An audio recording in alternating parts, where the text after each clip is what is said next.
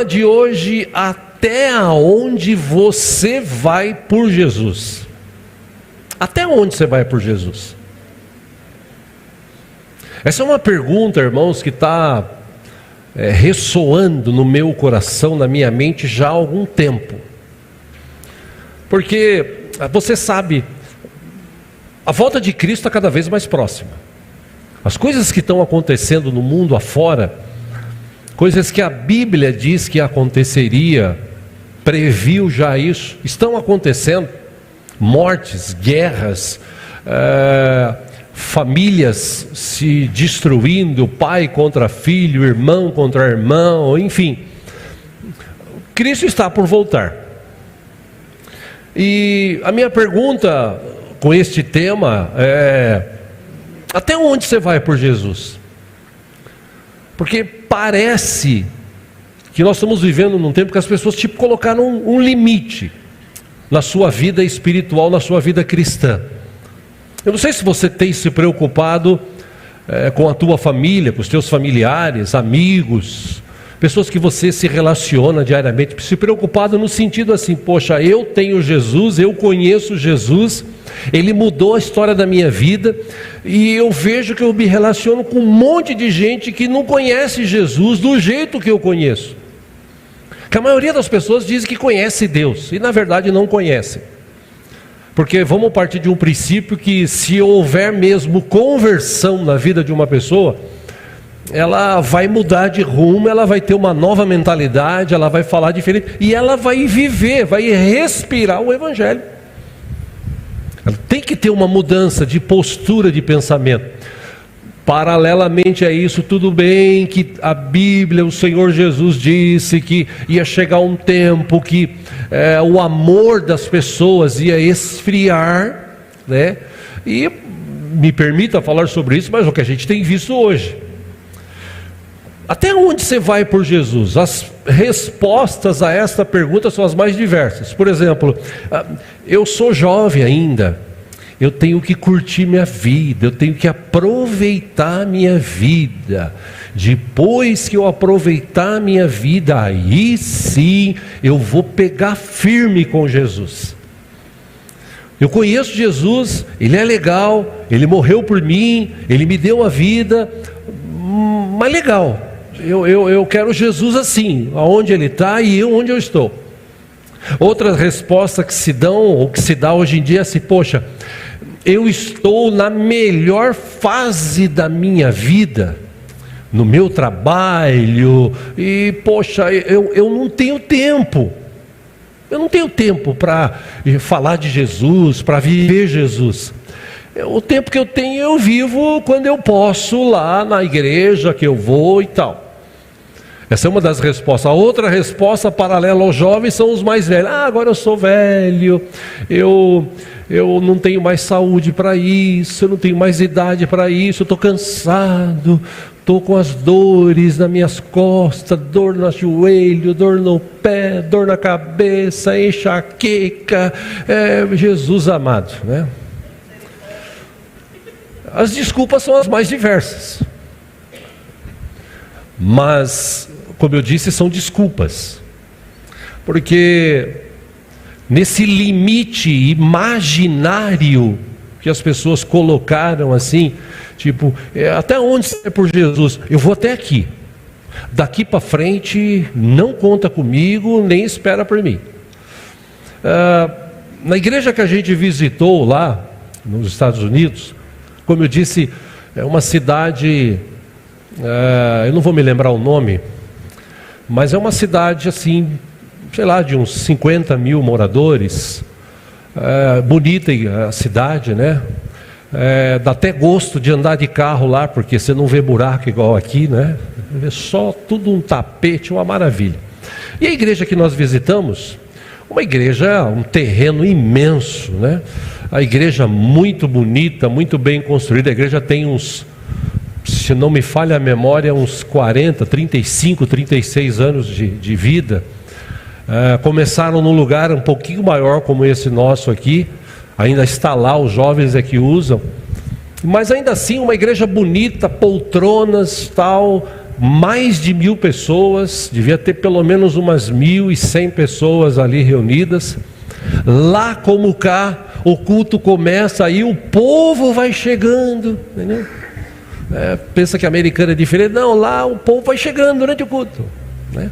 Enfim, 2 cultos da manhã, nós somos do culto das 15 para as 10, para as 15 para as 11, perdão, vai até 12h15, mais ou menos, 1h20, 1h30 de cultos, e bacana, louvores, igreja de primeiro mundo, né?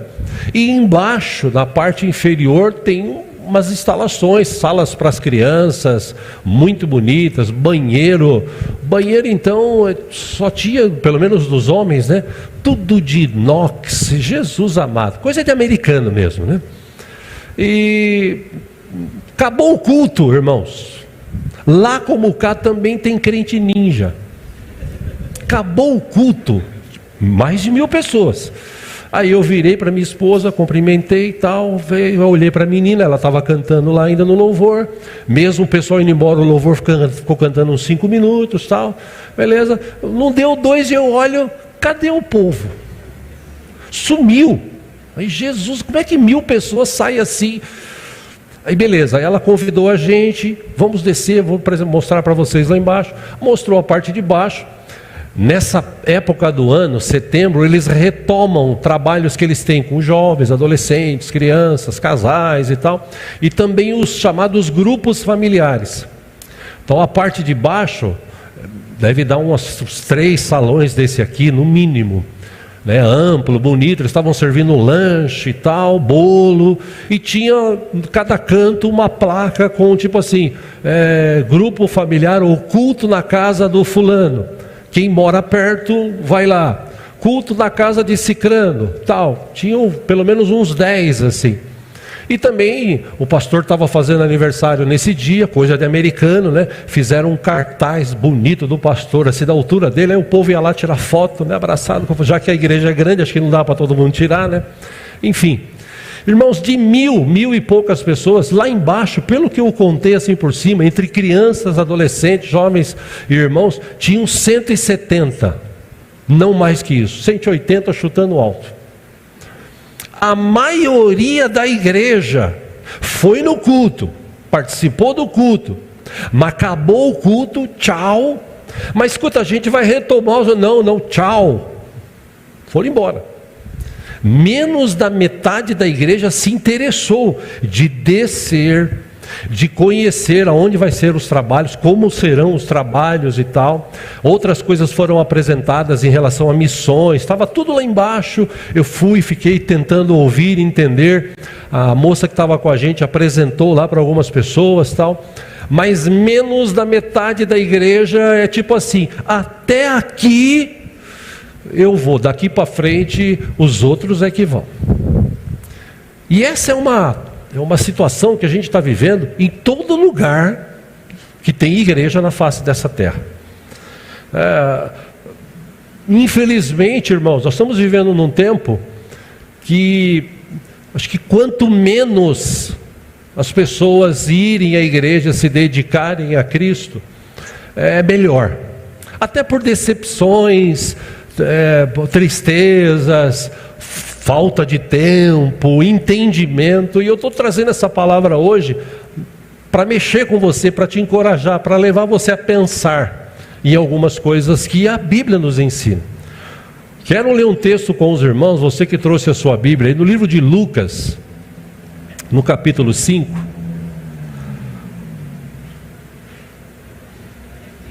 Aleluia. Esse texto aqui, então, ele está ecoando no meu coração já faz um mês, aproximadamente. Um texto que relata Jesus e os seus primeiros discípulos.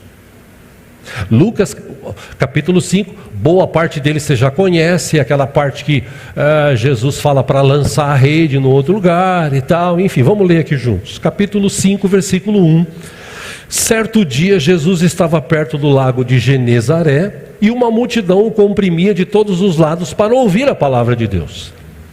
Versículo 2, viu à beira do lago 2 barcos deixados ali pelos pescadores que estavam lavando as suas redes. Versículo 3: entrou num dos barcos, o que pertencia a Simão, e pediu-lhe que o afastasse um pouco da praia. Então sentou-se e do barco ensinava ao povo. Versículo 4: tendo acabado de falar, disse a Simão: vá para as águas, para onde as águas são mais fundas, e a todos lancem as redes para a pesca. Versículo 5: Simão respondeu: mestre, esforçamo-nos a noite inteira e não pegamos nada. Mas porque és tu quem está dizendo isto, vou lançar as redes. Versículo 6: quando o fizeram, pegaram tal quantidade de peixes que as redes começaram a rasgar-se.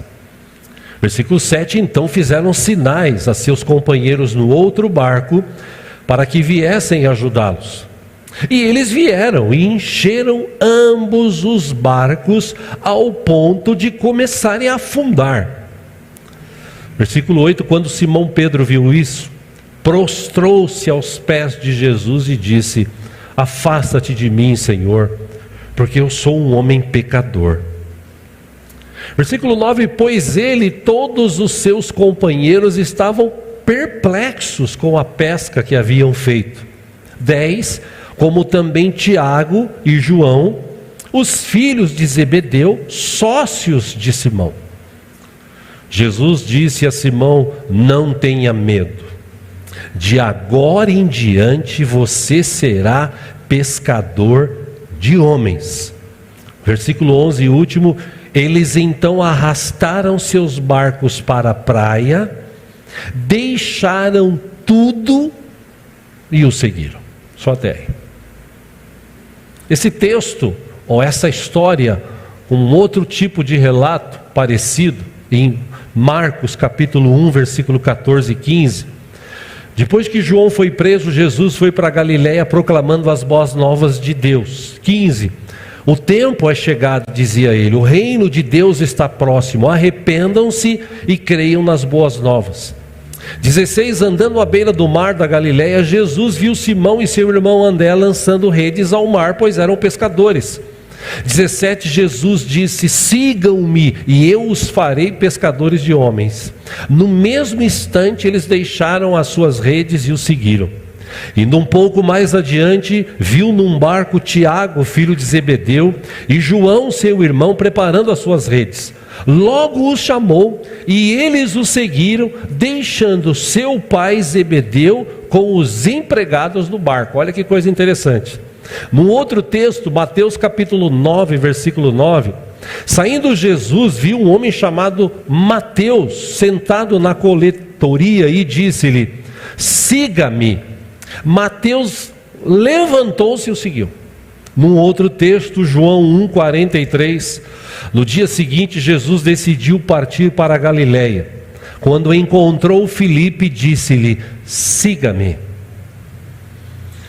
Quando eu li estes textos, o que me fascina, o que me leva a pensar e meditar cada vez que eu leio esses textos, é o que levou estes homens a deixar tudo para seguir Jesus.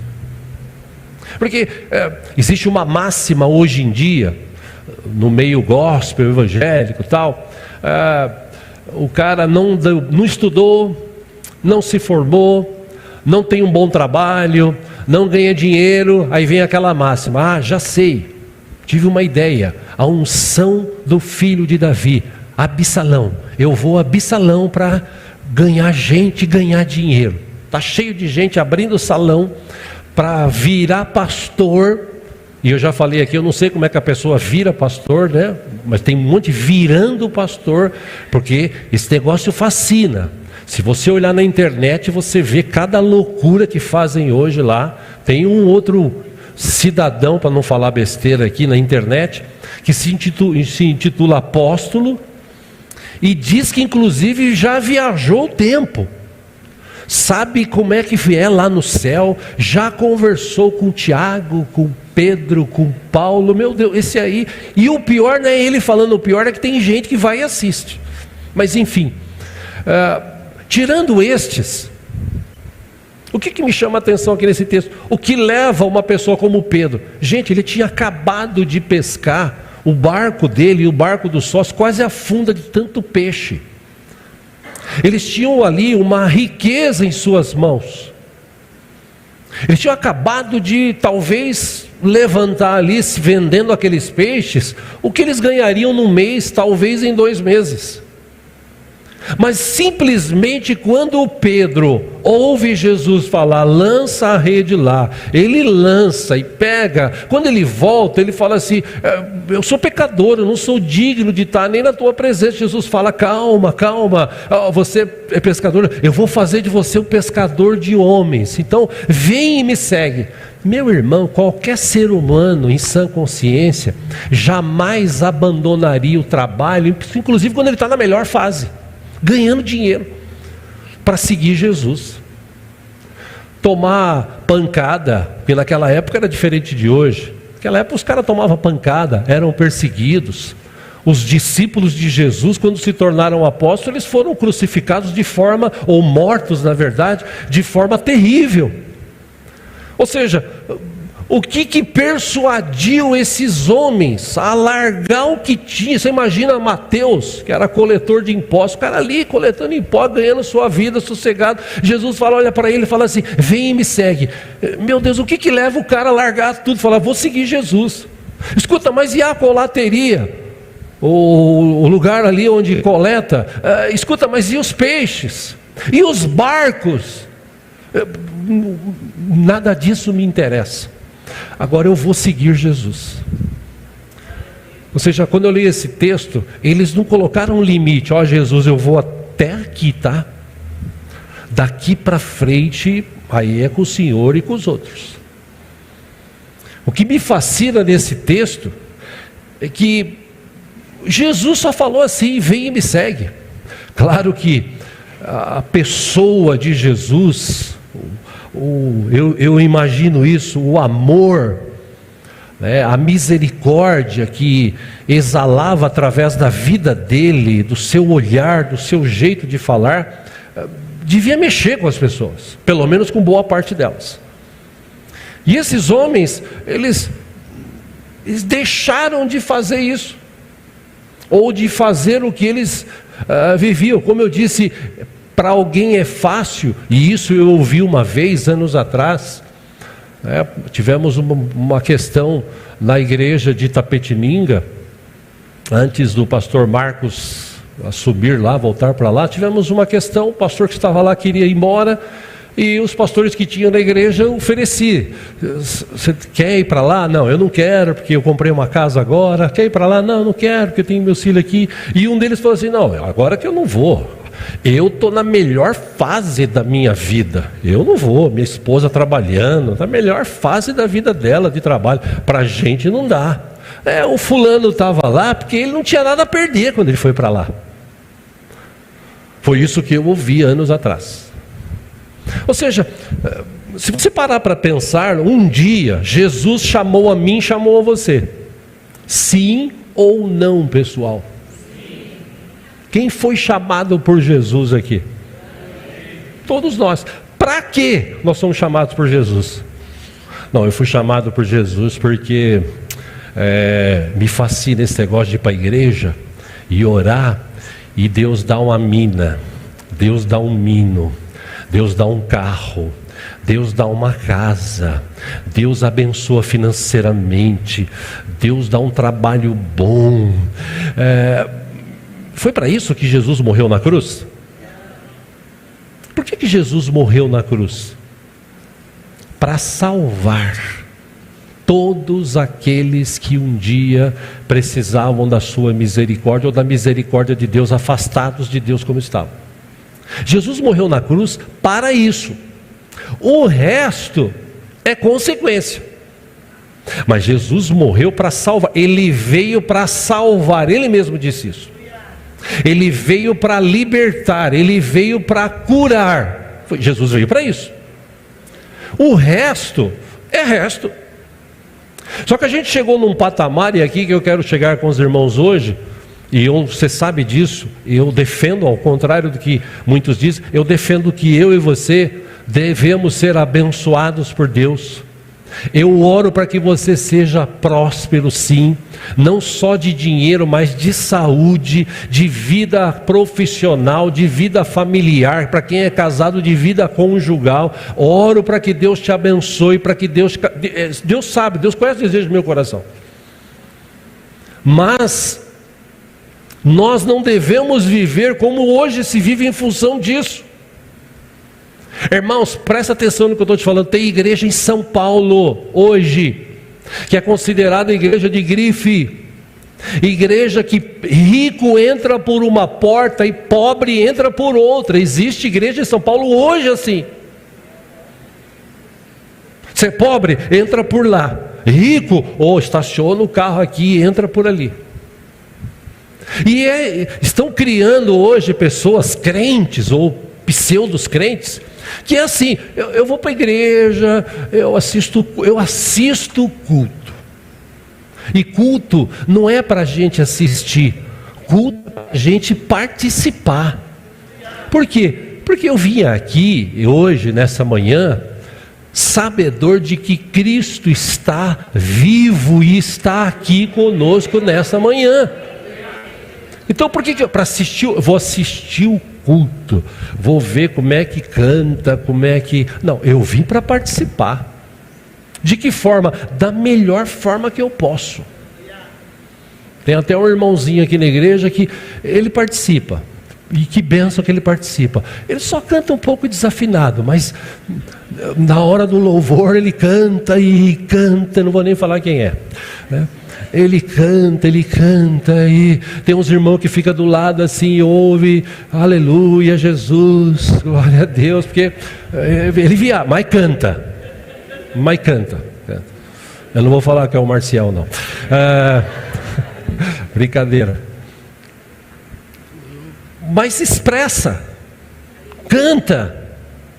Vou bater palma por quê? Porque o Rei dos Reis, o Senhor dos Senhores, que deu a vida por mim na cruz do Calvário, está aqui. Então eu vou bater palma mesmo. Vou estralar as mãos, deixar a mão vermelha.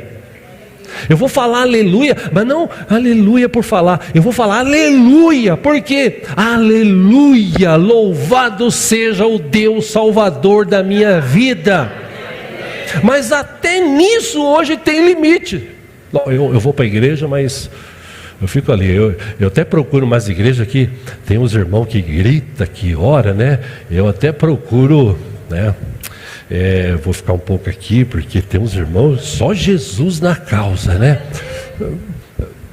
Impõe limites. E nós estamos vivendo uma geração de pessoas assim hoje, que impõem limites. Eu vou até aqui. Até onde você vai por Jesus? Não, eu não tenho tempo, é que eu trabalho muito. Irmãos, por favor, em nome de Jesus, não entendam mal o que eu estou falando aqui nessa manhã. Ao contrário, eu quero falar, estou falando isso porque isso está na minha cabeça já um mês pelo menos, para que você possa ver esse outro lado. Que outro lado é? Nós podemos fazer mais. Começo com a pergunta que eu fiz aqui: e a tua família? Quantos da tua família ainda não conhecem Jesus? Quantos? Para pensar aí agora. Quantos familiares teus não conhecem Jesus? Quantos? Você tem orado por eles? Você tem sido um modelo de cristão para eles? Tipo assim, está numa festa, fala, só estou indo embora. Por quê? Não, porque eu vou para a igreja. Nossa, você vai pegar? Vou para a igreja. Por quê? Porque lá eu encontro o Deus dos deuses, o Senhor dos senhores, aquele que deu a vida na cruz por mim. E eu tenho prazer de estar lá, de louvar, de cantar. Você precisa ir comigo, inclusive. A gente precisa começar a inflamar essas pessoas que nos rodeiam. Mas eu não quero. Tudo bem, você não quer, eu respeito a sua opinião, mas eu vou à igreja, e quantos eu puder levar, eu vou levar. Mas você é chato, eu sou chato, que eu quero o teu bem. Eu tenho, na verdade, não morreu ainda, um amigo chato, sabe, aquele cara sistemático, chato. Não sei se você já teve assim, aquele cara que reclama de tudo e tal. Ele se converteu uns anos atrás, melhorou um pouquinho, mas ainda é sangue de barata, sabe? Aquele cara, amém. para ganhar esse cara para Cristo. Nossa, quantas vezes eu orei, foi igual o Valmir com o Marcial, né? O Valmir também, boa parte dos pecados dele, ele pagou ganhando o Marcial para Cristo, né? Que o Marcial questionava e tal, e perguntava, e zoava, e no fim está aí hoje, rendido aos pés de Cristo Jesus, né? Chega até a chorar às vezes nos cultos. E esse amigo que eu tenho, ele era difícil, trabalhou comigo no banco e tal. Mas um dia eu insisti, falei, cara, vamos na igreja. Você precisa conhecer Jesus, cara. Mas esse negócio de crente, cara, esquece esse negócio de crente. Crente todo mundo é. Até o diabo é crente. A Bíblia diz que o demônio, o diabo e os seus anjos creem em Deus e tem medo. Então, cara, para com isso, vai conhecer, vamos lá. Falei tanto que um dia ele foi com a gente, foi e ficou lá, recebeu Jesus, casou com uma irmãzinha da igreja. Deus teve tanta misericórdia que ele conseguiu casar, apesar de ser chato, né? Conseguiu casar, uma benção. Por quê? Porque a gente insiste.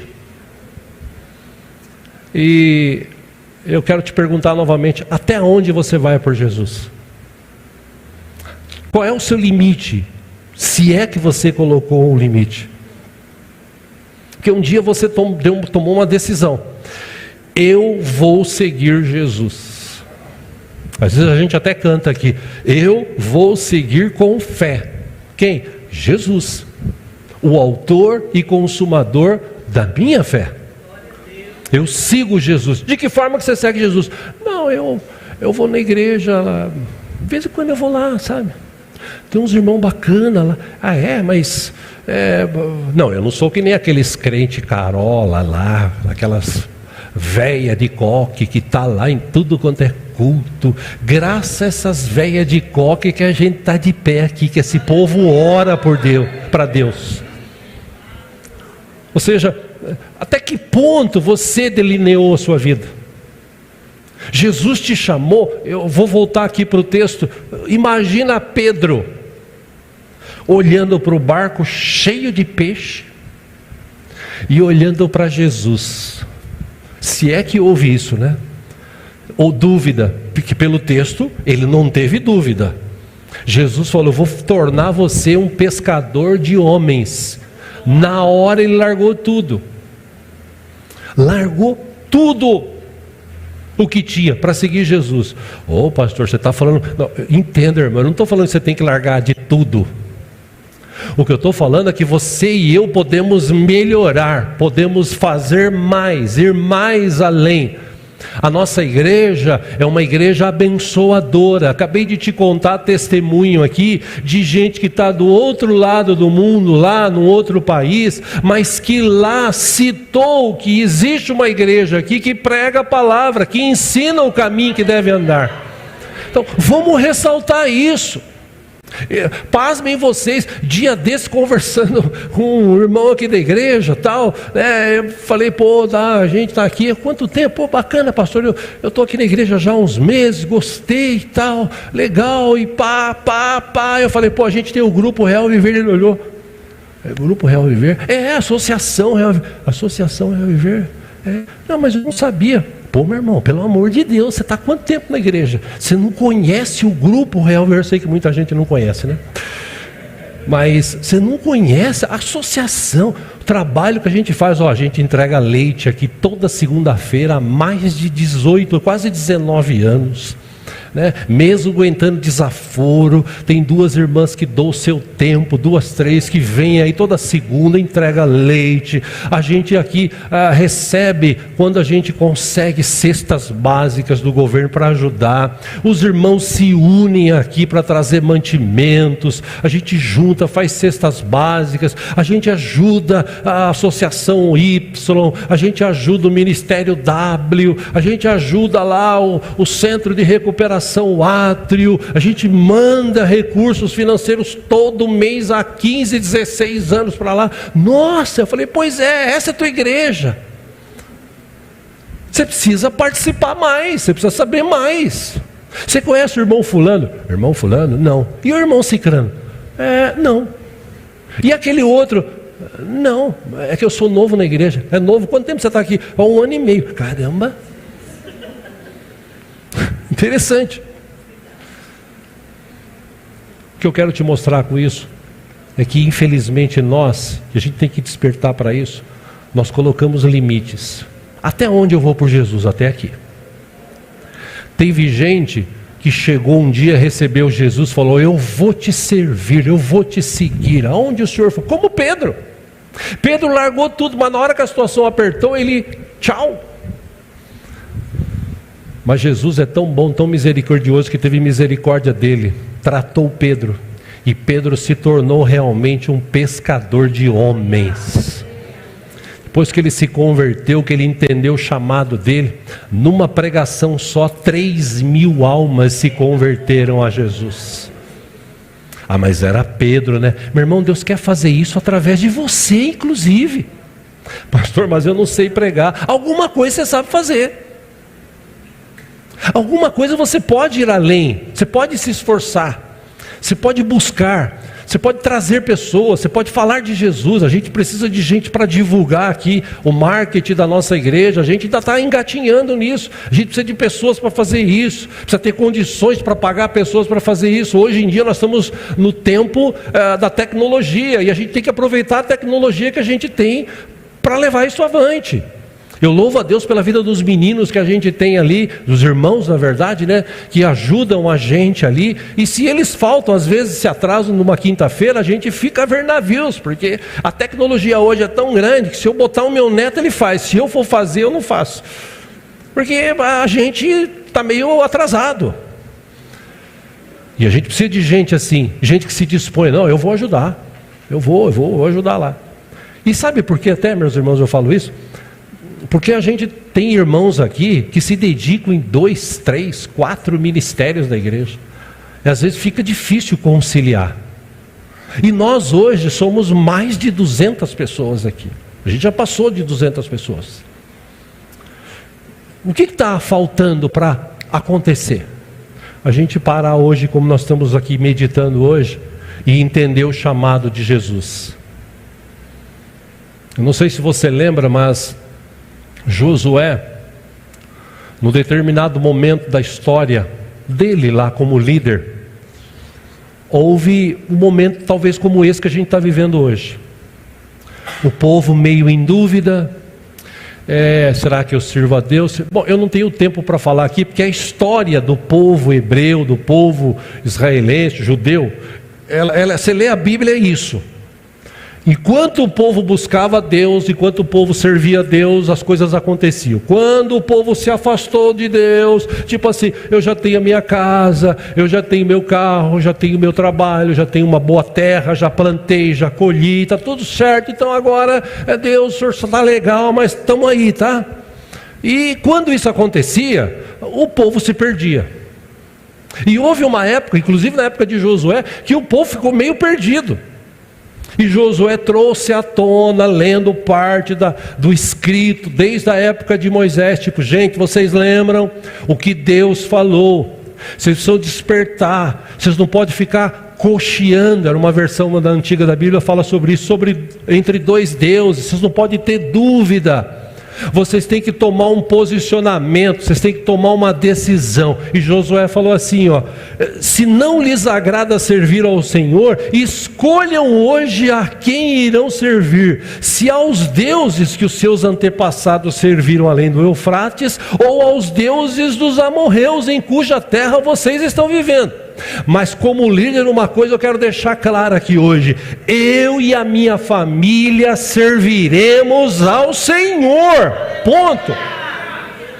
E o povo, não, que é isso, Josué? O povo despertou, não, peraí, Josué, nós estamos contigo, nós estamos com Deus.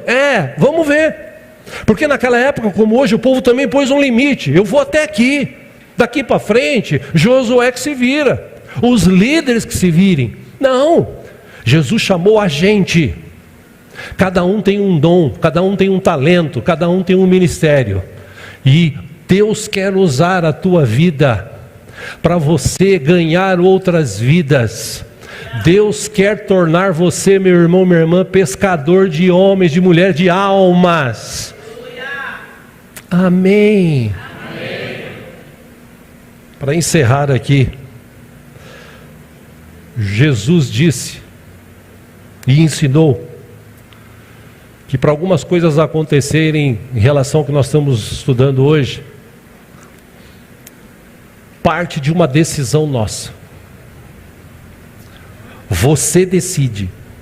Você decide.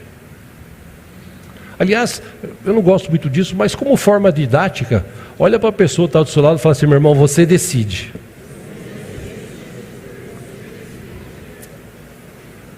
Decide o quê? Você decide se você vai para frente servindo a Jesus, se você se dedica mais, ou você decide ficar onde você está. Você decide no final do culto ficar aqui e orar para uma pessoa, conversar com um visitante e tal, ou você decide, acabou o culto, perna para quem te quero. Você decide vir num culto de oração de terça, que são sempre os mesmos que vêm, e você decide ficar na sua casa. É uma decisão sua, você decide. Você decide vir num culto de quinta-feira, ou você decide ficar em casa. Decisão sua, você decide. Hoje, muitos decidiram ficar em casa. Vocês decidiram vir para cá. Ontem, boa parte da igreja decidiu não vir orar. E em 12 horas, no espaço de 12 horas. Mas ontem teve pessoas também que decidiram vir orar. O que eu falo como pastor, em nome de Jesus, para essas pessoas que são assim, que decidem ir avante? Você saiu na frente, a bênção de Deus já está quase na tua vida, em nome do Senhor Jesus. Você sabe por que muita gente não é abençoada? Porque ela decidiu parar aqui. Eu sigo Jesus até onde? Até aqui. Daqui para frente. E Jesus certa vez ele disse: quem me serve precisa seguir-me, e onde eu estou, o meu servo também estará. Aquele que me serve, meu Pai o honrará. João capítulo 12, versículo 26. Aquele que me serve, meu Pai o honrará. No outro texto aqui, para encerrar, João 8,12, Jesus falando novamente ao povo, ele disse: eu sou a luz do mundo, quem me segue nunca andará em trevas, mas terá a luz da vida. Meu irmão, eu e você, não sei se você sabia, mas Jesus falou isso para os seus discípulos. Aí eu pergunto: tem discípulos de Jesus aqui nessa manhã? Amém. Então Jesus disse para os seus discípulos, para mim e para você: vocês são a luz do mundo. Amém? Como assim? Nossa, eu sou o artista, todo mundo me vê. Não, tem uns crentes que são assim, chamado crente besta. Ele se acha o máximo. Você é a luz do mundo? Sim. Por quê? Porque a luz de Jesus está em você e precisa brilhar através de você. Como é que essa luz brilha? Quanto mais você se aproxima de Deus, quanto mais você louva, quanto mais você ora, quanto mais você lê Bíblia, mais você vai crescendo, mais essa luz vai florescendo. As pessoas começam a ver a luz de Cristo em você. Que luz que é essa? Os demônios já vêm. Os demônios já sabem quem é de Cristo e quem não é. Agora as pessoas precisam ver isso. Eu e você somos a luz do mundo. Jesus disse: vocês são meus discípulos, vocês também são o sal da terra. O que é sal da terra? Entenda isso: gente que dá sabor na vida dos outros, gente que não está preocupado só com a sua vida, se preocupa com a vida dos outros, gente que serve. Irmãos, depois da pandemia, a pandemia veio para trazer um divisor de águas entre o povo que se diz cristão, porque depois da pandemia muita gente desistiu. Depois da pandemia muita gente abandonou o seu próprio ministério. Depois da pandemia muitas pessoas se afastaram de Cristo, viraram assistentes de culto, gente que assiste de casa, ou telespectador. Assiste, não, eu estou aqui, tá bom, de casa. Irmão, Quem já assistiu o culto de casa aqui? Levanta a mão, acho que todo mundo, né? É a mesma coisa que está aqui? Lógico que não. Porque lá você sente vontade de comer. Aqui você sente, só que você não vai sair comendo, né?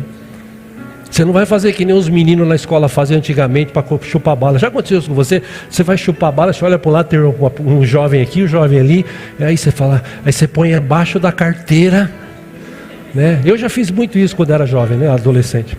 Aí você vai abrir devagarzinho, mas justo aqui ele faz barulho. Aí, opa, dá uma bala aí, né?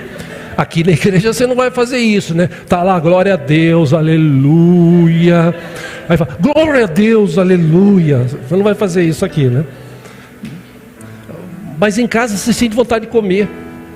Aqui você sente vontade de ir para o banheiro, mas você fica meio, eu vou depois, né? Porque senão já viu, né? Mas em casa você pensou, vontade do banheiro, eu vou no banheiro. Corta, quebra. Se eu posso usar essa expressão, me perdoe, o encanto do culto. De casa você fica como um telespectador, você viu? Agora lá, pifou de novo, o som está baixo, meu Deus. E os irmãos da internet, eu agradeço aqueles como eu, domingo passado, né? No aeroporto, lá em Nova York, querendo ouvir o pregador e estava baixo. Aí eu entrei, irmãos, aumenta o som, né? Aí nem respondi, aí entrei no grupo, aumenta o som. Aí fui na rede lá do chat do YouTube, aumenta o som. Quase que eu ligo do WhatsApp. Aí um bendito ouviu e aumentou. Que a gente tem um sistema que quando a banda, o grupo está cantando, abaixa o volume para não estourar na internet. Quando está falando só o pregador, alguém, aumenta o volume. É que às vezes eles esquecem disso, entendeu? De abaixar, de aumentar. E aí fica baixo, e você fica ali naquela aflição. O que o irmão está? Jesus, eu quero ouvir. Então é melhor estar aqui. Aqui você tem gente, você pode pegar no braço, você pode apertar a mão, você pode dar um abraço, você pode trocar aí um sorriso, você pode marcar alguma coisa. É legal estar aqui. Não jogue fora esse momento de estar aqui na presença de um Deus vivo e poderoso que está conosco aqui nessa manhã. Ou seja, eu termino perguntando, até onde você vai por Jesus? Você não precisa responder para mim, responde para Jesus. Ele está aqui nessa manhã. Vamos ficar em pé, vamos orar?